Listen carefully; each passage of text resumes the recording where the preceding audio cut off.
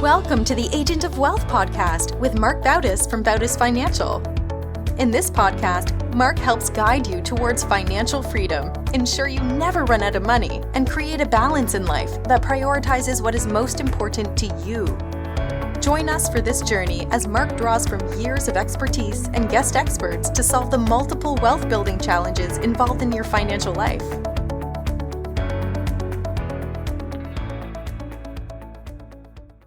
Welcome back to the Agent of Wealth podcast. On today's show, I wanted to introduce a 4-part series we're doing on improving your health. So I wanted to do that and bring back John Williams on the show. John, how's it going? How's it going, Mark? Good to be here.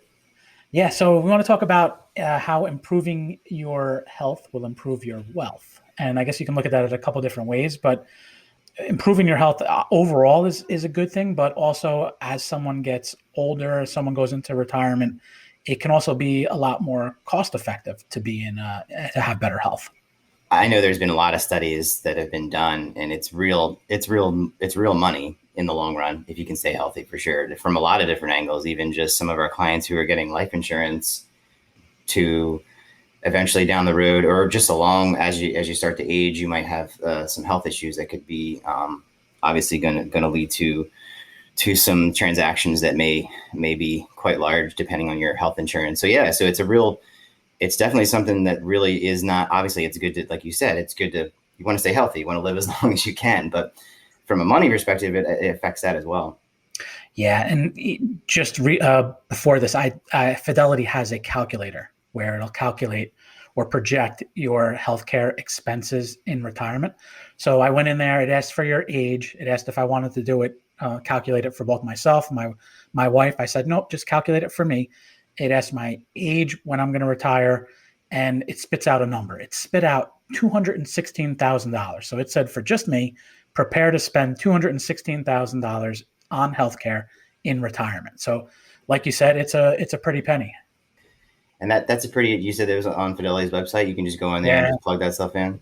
Yeah. So we'll talk a little bit about what's composed of that $216,000. But I think people are getting used to the sticker shock when we project out how much someone is going to spend paying for their kids' college. I don't think we've gotten there yet when we look at like a retirement plan and, someone sees how much, because a lot of people think healthcare is free in retirement, or not free, but they think everything is covered under Medicare. And if they pay their premium, everything will be covered. And, obviously that's not true. Yeah, especially somebody who has really good health insurance too. Like, so like if you have somebody who has I don't know what the average would be, but I'm on my wife's plan currently. And when we jump around, it changes obviously. So like the percentage you're paying. So if you have one of these really Cadillac programs where you're not paying hardly anything above and beyond what might be like a co-insurance or a copay, you start to, I guess, maybe get comfortable with the idea that, the health insurance will cover it, and it's obviously just not the case. Yeah, no, that's true. So for this series, what we want to do is have a 4-part series where we wanted to talk about different aspects of healthcare and really how health, improving your health can improve your financials, can improve your life. So, if you look at the different aspects of improving health, right, there's eating better, there's exercising or moving better. I think sleep is an underrated one, where a lot of people don't think about it, but I think that can be a big benefit to your health. And then, managing stress, which I think a lot of people are under a lot of stress now. So, and then what we're going to do is we'll have the last episode where you and I will talk about how someone can put a retirement healthcare budget together. So I think, covering a broad area. We just recorded the episode last week on nutrition, where we actually talked to someone and specific about sugar addiction. On today's, we'll talk about movement, exercising. We're both financial advisors now, but both of us were college athletes. Mm-hmm. Me on a wrestling mat, you running around a track. And while, after college, you don't see too many people go have like a pickup wrestling match or things like that. People do run a lot. So I wanted to talk a little bit about, how someone can go from, maybe the past year with the pandemic, they didn't move around as much. They were cooped up, locked down in their house, weren't able to go to a gym. how can someone go from that to, maybe running a race or putting some plan together to get, whether it's back into shape or get into shape. So I thought that would be a good place for us to start with. Yeah, for sure. I mean, the pandemic has wreaked havoc on us for sure. But I do think that because gyms weren't open, people were looking for ways to work out. Running was one of them. I think just because if you have a pair of running shoes, all you need is space out to get outside and start moving. So I do think a lot of people did look to running as an exercise. And you also saw some of like the Pelotons get really popular too, like that they blew up and that's obviously a lot in the news. And even there's other ways to kind of to keep moving that don't necessarily involve the gym. You almost saw like the extremes from the pandemic. You saw the person who either sat on the couch during the pandemic and just got terribly out of shape, or the person that went to the other extreme.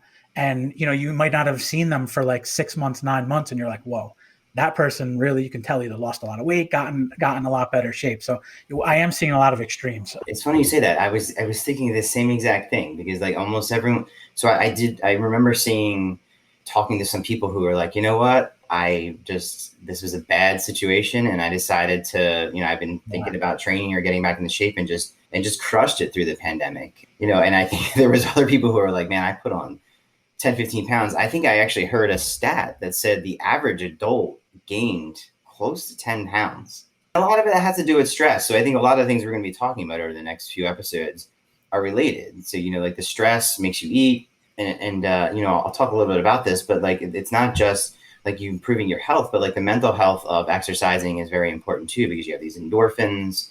And so a lot of people will look to like their exercise as a way to relieve the stress. Others might see it as an additional stress. So like, depending on where they're, how it fit into their life before, maybe just kind of sent them in two different directions. Yeah, it's kind of funny you say that because, I during the pandemic, I tried to work out more, but it was also, like you said, it was now trying to plan that workout, trying to make sure I got that workout in for the day. There's some stress added to that. And then, during that workout, you're thinking, why am I doing this? When is this going to be over? And then once it is over, then that's when I think those endorphins kick in and you're like, oh, yeah, it really felt good to get through this. And then I'm glad I did it. But prior to it and during it, not the most pleasant thing to keep thinking about throughout the day. I've never experienced a time when I did a workout and I regretted doing it. It's always the, that time leading up to it, it's hanging over your head where the stress comes from. But absolutely, it's just a matter of taking that first step. So I guess on that topic of taking the first step, how does someone that maybe fits in the boat of maybe didn't work out so much, maybe gained some weight, wants to get in better shape? How do they go about it? Is it just start off and then kind of see where it goes, or is it better to maybe plan out? And because if they do have a plan, maybe it's something they can stick to. And even maybe if we look at it from the context of, from your world of running, let's say, because I think a lot of people were involved in these, whether it's a 5K race or this race. And I was even signed up for a triathlon in September that they canceled. So I think we're probably going to see a big demand once the races do start coming on again. I think there is going to be a demand because people like having that goal or like, something to shoot for. So let's take the person who maybe hasn't done much. Where do they start? Yeah. So I'll take a step back. I mean, I've trained probably hundreds of people at different levels through my years of really just friends would come to me and say, hey, you were a runner. Can you help me out? I owned a running store for 5 years. And that was as part of really just marketing, but also just a way to kind of be in touch with the community. We did all different types of training programs. And one of the things I learned through all that is how important it is for you just to set your mindset from the beginning before you even start moving, and just really set realistic expectations for what you're trying to do. I think one of the things that derails people once they get started is their expectations are just wrong, too high, and they don't really have an understanding as to what to expect. And sometimes that it's not really, it's hard to know what those things are. But just using running as an example, it's such a gradual thing that it's so hard to see that you're getting better. You might go out and work your butt off for an hour and you're not going to see a couple of pounds just melt off right away. You're not going to necessarily feel the fitness coming to you because it happens so gradually. So what I usually say to people is, one, really like your goals should be set around action, and we talk about this a lot. It's like, so the success at the end of the week will be that you got every workout in. And what that is a focus on the process and not the result. If you're expecting to see these results and you don't see them, you're gonna get discouraged and you're not gonna keep moving forward. But like, if you can get excited about getting to the end of the week and saying to yourself, hey, I got in 30 minutes every day, like that is what your goal should be. It should be the process, getting in those workouts. And the second part of that is actually framing your time. So I almost don't even care for the first week what you do. You just want to be able to find out where that time is for you to get it in, right? And that's one of the hardest things about it, is really finding the time, because everyone's busy, and making sure that you're setting yourself up for success based off of your schedule. Like for instance, if you're bringing your kids to school in the morning, and you have to start getting them ready at 7, like if you're not out of bed by 6, it's probably not happening if that's the only time that you can do it. So you need to be very, very clear with yourself as to like, what does this look like? So when am I going to do it? That second part is respecting and really finding satisfaction in the process, as opposed to whether losing 5 pounds or being able to run a few seconds per mile faster, or whatever those parameters are, I don't think are the right way to kind of like set your mindset in the beginning. Yeah, so I guess you're really trying to set the framework or build that habit of doing the activity, and you can kind of figure out what the activity is, how much, how long, but you really want to get that stage set to changing your behavior of not doing anything to actually building in time every day, or whatever it is, 5 times a week, 6 times a week, to get that activity in. Absolutely. I mean, and habit is a big part of it. I mean, there's a lot of information out there that can help you with those habits. We even talked about in the last podcast, it takes 3 weeks to kind of get this going. I almost don't even care what you're doing. Even if you're just going for a walk for that 30 minutes, just get into that that mode, that habit of, this is my time, this is when I'm going to do it. But then also be able to look back on the week and say, hey, look, I got all my workouts in, and give yourself a high five and feel really good about that. The second part of it is going to be, and really is kind of something you want to avoid, is people do too much too soon. That's like the number one mistake people make, especially with running. So I always would hear like, well, I'm not a runner. I'm like, well, okay. So, and then the second question is, why are you not a runner? Well, I went for a run or I tried to do it and I got shin splints, or, there's whatever excuse may be. The fact of the matter is, nobody really is a runner per se. And when I say runner, I mean just like somebody who does runs on a daily basis. Obviously everyone can run, but right. It's something that they do as part of an activity. They don't identify with being a runner in a way that they could go out and do it for a long period of time. But nobody is. Like you're saying, I ran at the collegiate level. I can remember like it was just yesterday, my first run that was like a real training run with the team. And I thought it was the most grueling, crazy experience one of the craziest experiences I've ever been a part of, because I wanted to stay with them. So I was just struggling and fighting and clawing my way. And it wasn't easy, but fast forward from that point, 10 years or whatever it was, I was running competitively in college. So there is a process, and it's a long process. Whenever I hear someone say, or I see them out on the roads, like struggling, you ever see somebody out running and you're just like, wow, like they're really hurting. It shouldn't actually, the good news is it shouldn't be hard necessarily. But when it comes to running and it comes to cardio, it actually should feel relatively easy. So if you're going so hard that you're like struggling all the time, you're just going too hard. What you need to do is you need to find what that easy is. So find out what easy is first. And for most people, it might just be walking. I will say that like walking is really underrated. I've known people who've gotten into amazing shape just doing a lot of walking, because your heart rate is elevating, and really what it comes down to when it comes to cardio is time and proper heart rate. What's the best way to kind of stay motivated during that? So, and I'm coming at this from a couple different angles. One, running, walking, not the most exciting thing. You're just either going around a circle in a track or going in a street somewhere.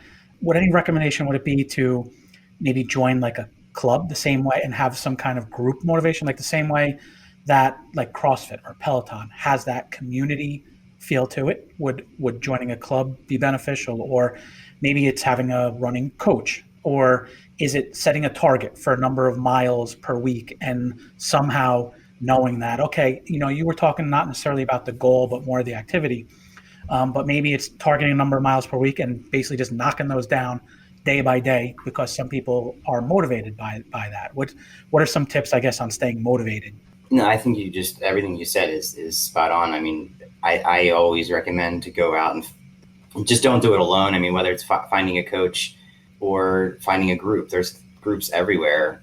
A lot of times running stores will have them. Like I mentioned, when I had my running store, we had all different programs, from what they call it, which I hated the name, but they call the couch to 5K programs. I mean, essentially they were kind of that, but I just think it just sounds bad. Not everyone was coming from the couch, but the idea was that you had never run a 5K, and it was a 10-week program that would start small and build up to get to that 5K. And you're doing with other people. So you would typically meet once or twice a week, whether it was a store or a park or whatever. And it's a great way to like meet new people. There's a lot of like camaraderie, because like you're there for the same reason. You tend to just like cling to people that are like in that same mindset. And it's also a great support system. You have other people be like, hey, do you want to meet for this walk or run? And you have put that pressure on yourself, but you have that like appointment to be there, and you don't want to let your friends down. It really just kind of, there's a lot of different aspects to working with a group that are extremely, extremely helpful. And plus it just makes it more fun. Like if you're on a walk or a run with somebody, at least you have someone to talk to. There's definitely that part of it. But I will say this, and I didn't want to take a step back, because I do think goals are important. And you mentioned it, is like whether it's to hit a certain set of miles. In this case, when I was talking about the couch to 5K, it's to run your first 5K. You do want to have those like long-term goals and a plan to get there. But I just think in the moment, you don't want to get caught up in the results too much, because it is a gradual process. But you want to have those goals and say, I know I'm going to trust this process. All I need to do is get it in every day. And I know I have the plan in place. If I do that and I hit success, which is getting in all my workouts every week, that I am going to be able to finish the 5K in the long run. So it's just kind of like connecting the two things. That's helpful to have somebody help you, whether it be a coach or some sort of plan.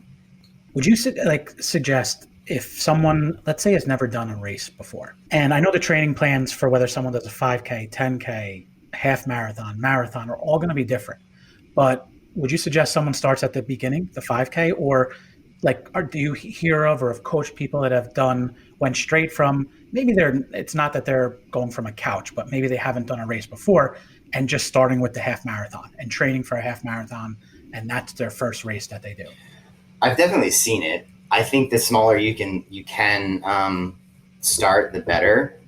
Just to outline what typically someone could expect with a couch to 5K program, that's basically going to be, you're going to start walking, and you're slowly going to add in small intervals of running and let your body adapt. Yeah, and I think that kind of goes back to what you were saying, where you don't need to overdo it at the start, because I think some people, what happens is their first run, they go out for 5 miles, and then they can barely walk for the next 4 days. Yeah. So I guess with the way that couch to 5K program is, you're doing a little bit here, so the next day you're not too sore where you can't do anything, and you're just building that base and keep building it till maybe you start off walking, then it's combination of walking, majority walking, some running, then you kind of flip it to majority running, but some walking, and then I guess you get to that point where you're running for the full amount. If you're doing it right, you almost don't even realize it's happening. The cool thing is when I work with people at this capacity, they'll get to week like 6 out of the 10, and they'll look back on week 1 and be like, oh my gosh, like I can't believe I thought that was hard. Now look, if we get down the road in 4 or 5 years from now, and I'm coaching somebody to do some really, really intense hard workouts, it's a whole different story. There is but I just in the beginning, it should be something that you feel like you're putting effort in, but you're not going so hard that you're discouraging yourself and you're making yourself so sore, like you were saying. One thing, not necessarily related to running, but a lot of people think getting in shape means I need to do cardio, ride a bike, run. What about the strength aspect of it? Is it important to do strength training as well? That's a really good question, and it's one that's in the world of coaching and athletics. Like, there's schools of thought, as you can imagine. It's probably was no different in wrestling, and it is in a lot of sports where one coach really believes in it, another coach doesn't. And that could be more at like a competitive level, but at a certain point, everybody's bodies has similarities, so there is something to be said for like the similarities between like a professional runner and somebody who may be starting out. But at the same time, everybody is completely different. So, I personally think that the person's history is going to speak to how much that's important and their goals. For instance, running alone, believe it or not, is not the best way to lose weight. It really isn't. I mean, but what you get from running enables you to lose weight so much faster.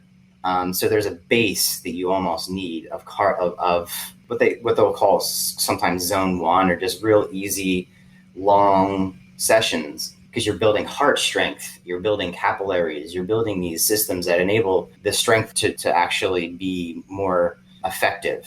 And if you're looking to run a race and you only have a couple hours of the week during the week, free time, you're probably going to spend them running. Like if your goal is to actually run a race, there's that part of it too, is like, how much time you have as well. So it's a really hard question. I guess I'm kind of like all over the place here. It's because it's a really hard question to answer. Because on one hand, the answer is yes, it's important. On the other hand, it's no. And I think that's really where it's important to understand, what you're getting into and have somebody who can give you some guidance. And the best way to kind of explain this is that I'll give you like really quick 2 examples. One person who's extremely injury prone, they've tried running before and they have had no success, but never done strength training. That person, I'm going to be like, okay, let's take a look at some of these other things and the reason why you're getting injured. And sometimes there's some weakness somewhere. So that person, I might focus a little bit more on some strength training. If someone like who is just starting out, who's done a lot of strength training, but they want to do a run, on the other hand, that person, I'm going to focus way more on running and maybe wean them off of the strength training just for a little bit. So it really is a tough one to answer, but I think all in all, if you're training to run, there should be more running involved than strength training. Now, if you're training for it's like saying if I have somebody training for a weightlifting competition, to say that they should be doing more running to train for that weightlifting competition just doesn't make any sense. There's a specificity involved. So that's the long answer to it depends. I guess, yeah. I mean, it really depends on what you're trying to do. And I don't know if you've ever seen some of the CrossFit competitions where, right, you have weightlifters on one side, you have runners on another side, and then you have what some of the CrossFit athletes can do in the combination of it. So, you have in 1 second they're deadlifting 600 pounds and the next they're running, 5-minute miles. It's pretty impressive on some of the things that they can do on both sides of that spectrum. Yeah, because we're not getting into the technical side of this. I mean, there's your body has all these different systems that you're going to train. And when it comes to this easy running that I'm talking about, that's just one of the systems. And in that system, they call it an aerobic system. As you can imagine, the aerobic system uses oxygen and it uses fat, and you combine the two and it creates energy. When your body gets to the point where it can't process the oxygen fast enough, it looks to other ways to get energy, one being an anaerobic system. There's many ways it can actually create energy at that point, but the one that's most common and most talked about is that anaerobic system, where it takes sugar, burns the sugar for energy. There's all these different systems, and what you're talking about too is also going to be like the muscle fiber itself. Training the body to make the muscles stronger is a whole different approach as well. So I do think having a coach can be helpful, but I think if you are questioning like what you're trying to do, what you should be doing, I think specificity is always going to be king. Yeah. On our next episode, we talked to Dr. Vera Tarman about sugar addiction and how to break it. But one of the things we talked about was, someone may be able to break a habit like sugar addiction, but then they relapse. What about in terms of the working out or the running side of things? Let's say they do start that, where, they go through a couple of weeks where they get in a good habit, but then what are some things that could happen, or how can they avoid relapsing into, maybe they're thinking about going out for a run, they have a run schedule, and it's just easy to say, you know what, I'm just going to sit home and watch this movie. How can they not have that relapse of going back to sitting on the couch? Man, there's so many. That's a whole, almost like, motivation is just the topic. It's something that crosses over in everything we do in our life. I've seen so many different ways and different thoughts and theories on a way to continue to motivate yourself. I think the best answer is to always be a student of understanding ways to motivate yourself, and don't give up, and just always be looking for ways that you can improve that part of your life, because it's not going to just improve. It's not just going to improve your fitness, but it's also going to improve so many different other areas of your life, and different things are going to work for other people, or for different people, like, are going to have different ways of motivating themselves that's going to be more effective than maybe the next. I just think that looking and continuing to be a student to all those different things, and just continue to look for something that's going to work for you. One of the things that's worked for me is like figuring out more at the mental level, like the whys, and having reminders of what those whys are. For me, it might be like, I want to be around for when my kids are graduating, like those things that are like existential, kind of like, that are going to be like more bigger than what you're doing. And maybe you have something that reminds you every morning that you wake up, there's something next to your bed that kind of reminds you of these things. Because the fact of the matter is when you're going on this journey, if you do decide to do it, it's going to be hard. And actually, you're probably going to be, more times than not, you're going to be forcing yourself to do things that you don't want to do most of the time, because you're going to be tired, it's going to be after work, and there's going to be way, way easier things and much more desirable things that you're going to have right in front of you. So you're always going to be, looking for that motivation. We talk about David Goggins. I reach to him sometimes because he's just like someone he'll just tell you the way it is, right. And just things like that, just like have things you can go to. And then I think also the second part that I'll add to this is having somebody in your life that understands how important something is for you, and creating an environment that is supportive to what you're trying to do. Like, for instance, for me, my wife, she knows how important some of these things are to me. She makes sure that like she'll help me to make sure I can make the time to get out and run, and vice versa. Yeah.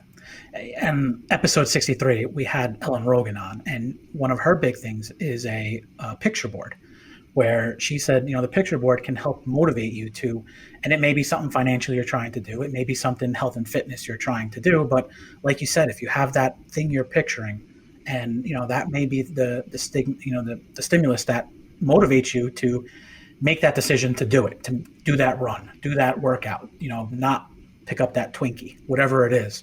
Maybe that helps people motivate some people. Yeah, Will Smith had this video where it was just him talking, and it always jumps into my head because, his big thing was like, what, I might not be able to beat you, but like, I'm not afraid to die on the treadmill. So it kind of starts it out. Right. And he's just like, it's hard work, you have to find a way to kind of get yourself. But he also says, all day long, we're doing things that are not in our best interest all day long. And it's like this weird thing. We just do them. We know they're wrong. We just do them. So you just have to put yourself in a position where you can see it coming and stop yourself before it's coming. Like my coach used to always say to us, if you're every second of the day that goes by that you don't get your workout in, proportionally the chance of you getting it in goes down with every second. So just set yourself up for success. It's really the best part of this, and have a plan and respect the process more than the result. I think if you just stick with those few points, I think you'll find yourself off to a much easier start. All right, so we're just about out of time. You can get in touch with either of us through our website, bautisfinancial.com. But John, I know you recently started a new podcast. You want to tell us a little bit about it, how someone can find it? Yeah, sure. Thanks for the opportunity to plug here, Mark. This is great. I mentioned earlier that I was a business owner myself with the running store, and I just always had this fascination with entrepreneurship and people starting businesses. I know how hard it is, and I think just being in it and having my own business and working with other business owners, I have this like just just a crazy amount of respect for people who do it and do it successfully and do it day to day. And the idea for the podcast was really based around that, is I wanted to showcase business owners, their struggles, their successes, and really create a resource for current business owners, so they feel like maybe they're not alone and they have the same struggles, but maybe a resource for somebody who's thinking about opening their own business as well, a place for them to go to hear these stories. It's called Clear a Path Podcast. Points for anyone who wants to send me a note where that comes from. But you can find it on all your favorite spots to listen to podcasts, Spotify, Apple, and we're just about 4 or 5 episodes recorded now. So cool. All right. So that just about wraps up today. Thanks for being on. And I'm looking forward to the next 3 or 4 episodes we have in this series. And thanks everyone for joining in. Thanks, Mark. Thank you for listening to the Agent of Wealth podcast. Click the subscribe button below to be notified when new episodes become available. The information covered represents the views and opinions of the guests and does not necessarily represent the views or opinions of Bautis Financial. The content has been made available for informational and educational purposes only and is not intended to be a substitute for professional financial planning and investment advice. Always seek the advice of your financial advisor or other qualified financial service provider with any questions you may have regarding your investments and financial planning.